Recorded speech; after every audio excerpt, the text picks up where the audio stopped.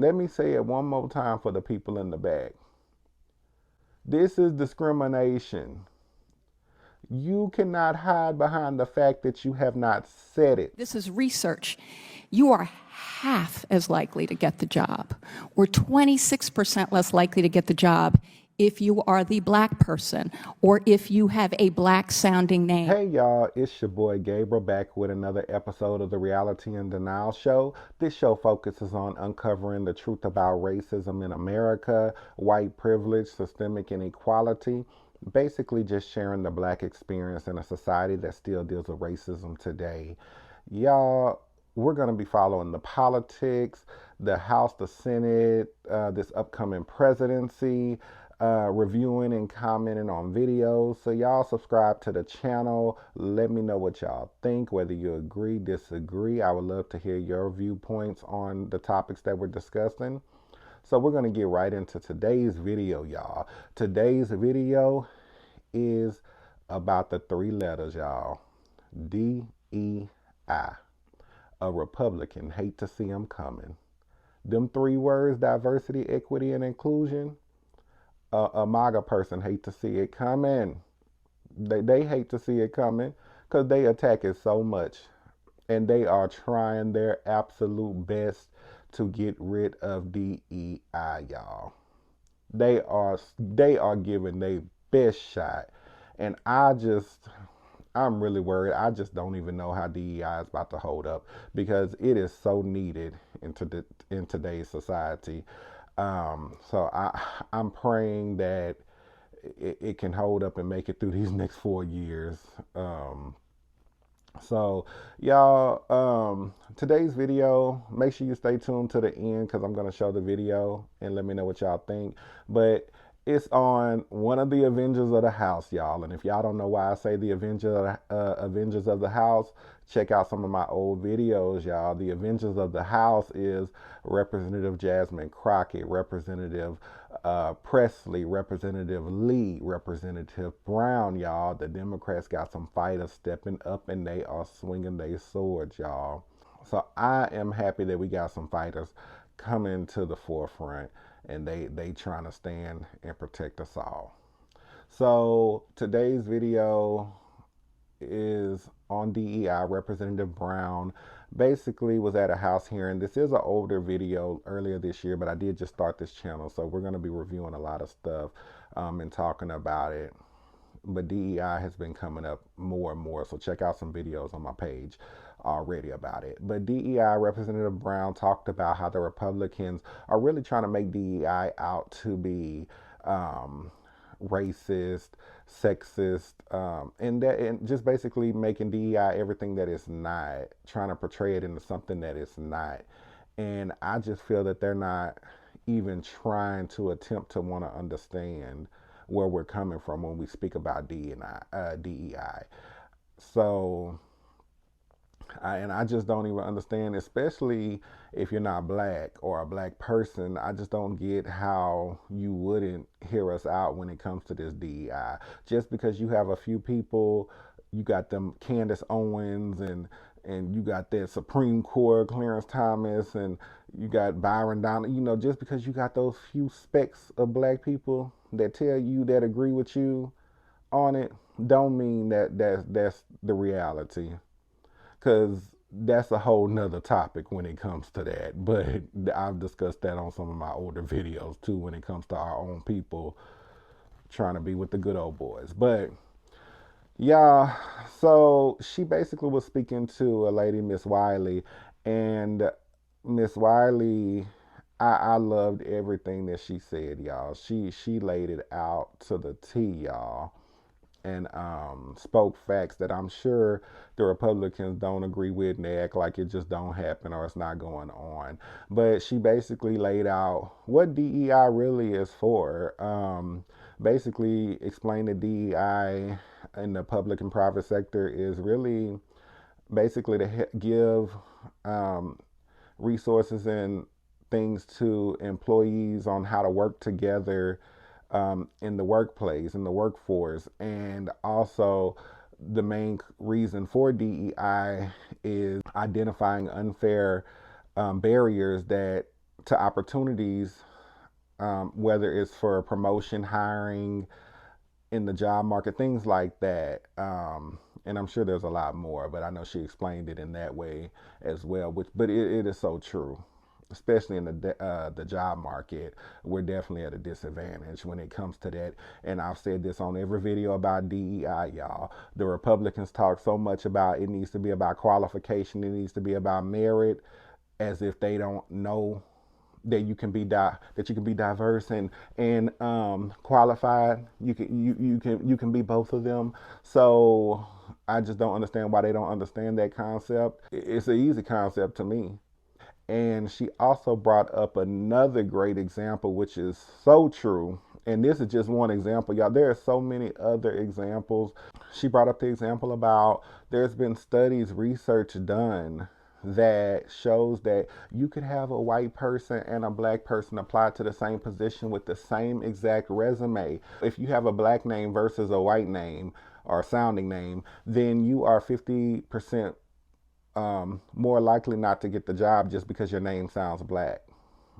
Well, she said 50%, but then she went to say 26%. So if y'all want to go with numbers, go from there. But it just shows you that there's a disadvantage no matter what the number is. There's a disadvantage based off just the name. If the name sounds black, we're at a disadvantage not to get the position.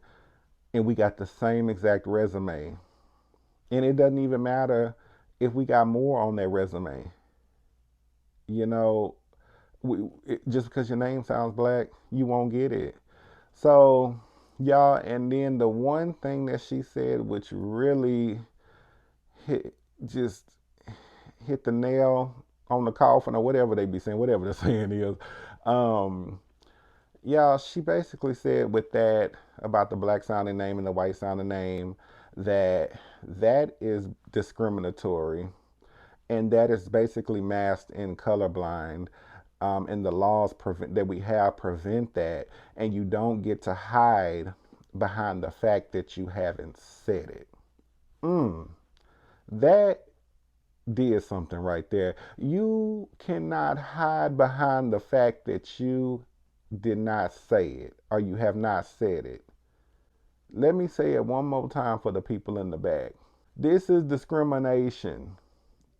You cannot hide behind the fact that you have not said it out loud. That that one right there could be a whole video by itself, because I've been seeing videos, especially Charlie Kirk and all that. They just act like racism just doesn't exist, and it's just we're just making stuff up. And a lot of the MAGA people and Republicans just feel like we're playing victim and we're crying wolf. This stuff happens. Discrimination happens. Racism is real, y'all. As black people, we deal with this on a daily. And I know a lot of the Republicans, they'll ask, well, where is all of this going on? Can you show me where this and that? And it's just like we see it on a daily. And don't get me started about the KKK. That's a whole nother video that we're going to get on later. But y'all, just because somebody does not say it does not mean that it's not discrimination, y'all. I mean, that you got to really think about that. I mean, you really don't have to, but for MAGA people, really think about that. Just because somebody didn't say it does not mean that it's not the reality and that it's not discrimination. Oh, of course they're not gonna, because people even popped up in the comments. People told me, I guarantee you've never been told that you didn't get a job because of your skin color. Well, yeah, they're not going to say that out loud in today's society, but we know the truth. They better not come out and say it boldly. Because, like the guy said in the comments, you will be rich right now. That's how I know you haven't been told that. Okay, just because they haven't said it out loud don't mean that's what it was. It's discrimination. And DEI is needed to counteract a lot of those things that we have to deal with as black people, and those unfair barriers that we have to fight. And there's no resume, no merit that we can put on paper to show that we're qualified for the job if the person does not like black people. I will say this in every video about DEI.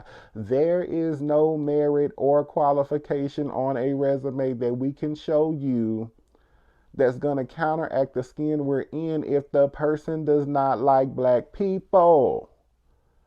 I need y'all to understand that. There are people still with racist mindsets. There are groups that are still existing and popping up today that just hates us based off the color of our skin, which really is from the start of America. So, y'all, DEI is so needed. Y'all, let me know what y'all think of this clip. We're gonna play it right now. Get in the comments. Let me know what y'all think, and we'll catch y'all next time. Peace. Chair now recognizes Ms. Brown from Ohio. Thank you, Mr. Chairman. I am deeply disappointed by some of what we have heard today from the other side of the aisle and by the very basis of this hearing. Our nation's biggest strength is our diversity and our willingness to embrace it. Instead of applauding diversity, equity, and inclusion in the workforce, my colleagues on the other side of the aisle are threatened by it and would like to get rid of it. They want us to believe DEI programs are racist and sexist, which simply could not be more further from the truth. Supporting diversity, equity, and inclusion across sectors is not only right and just, but it is essential to ensuring talented, intelligent, and qualified individuals have opportunities to succeed. Diversity in the workforce has been shown to increase profits. According to Glassdoor, over 75% of job seekers say diversity is an important factor when considering a job opportunity. Employees who work in diverse and inclusive environments are more likely to stay with their employer.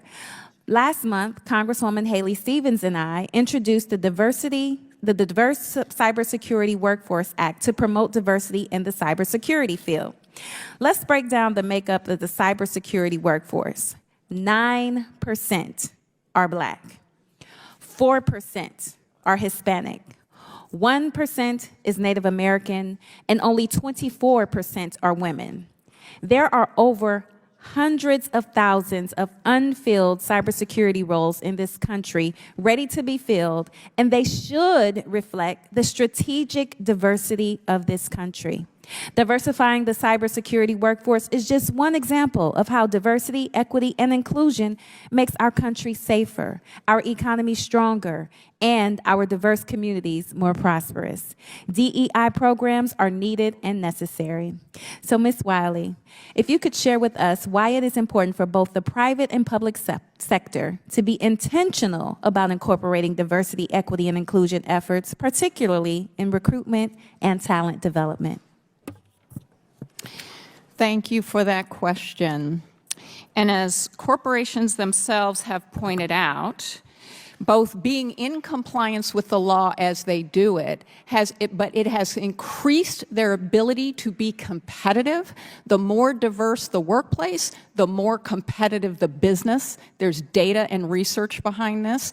In addition, it helps them attract better applicants for their jobs, and they know it. They have been hearing for people they have been trying to hire that they're looking for diverse workplaces, and it has increased the job satisfaction of people on the job. One of the biggest misunderstandings about DE&I programs is what they do. Because a huge part of what they do is give employees ways to get to know each other and find ways of working together effectively. So when we're talking about diversity, equity, and inclusion, we need to remember that it's identifying unfair barriers to opportunity for highly qualified people, whether it's promotion or hiring, as well as to ensure that employees are working well together, enjoying the workplace, and wanting to stay there.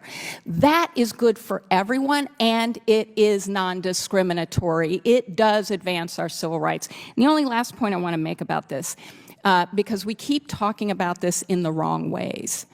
The right way to think about this is to think about the fact that while we have made progress and we celebrate it, that we at the same time see research that if your name sounds white and you have the exact same resume as the person whose name sounds Black, exact same resume. These are experiments, these are tests, this is research. You are half as likely to get the job, or 26% less likely to get the job if you are the black person, or if you have a black-sounding name or a Latino name. That is not fair, equal opportunity. It is discrimination masking in colorblind ways, and the law and our case law is designed to say you don't get to hide behind the fact that you haven't said it out loud. Thank you for that. And while it's important to focus on increasing diversity in recruitment efforts, it's also important to focus on diversity, equity, inclusion, and employee retention. Can you tell us how Title VII helps with employee retention, Ms. Wiley? Well, essentially, I use this example with CEO Jamie Dimon from J.P. Morgan Chase, who is a huge proponent of DE&I programs and has said he's sticking by them like those 21 attorney generals have said. But part of what it helped him do is see when he was losing talent he didn't want to lose, black employees who were passed over for promotion, it helped identify where and how they could create more fair, more practically important opportunities to ensure that the opportunities were available for advancement for people who are black who are qualified for the promotion. That is just it's retention, and it's retention in compliance with Title VII. It is why we have to ensure that we're not being blind to where and how we're harming full and fair and equal opportunity. Thank you. My time has expired.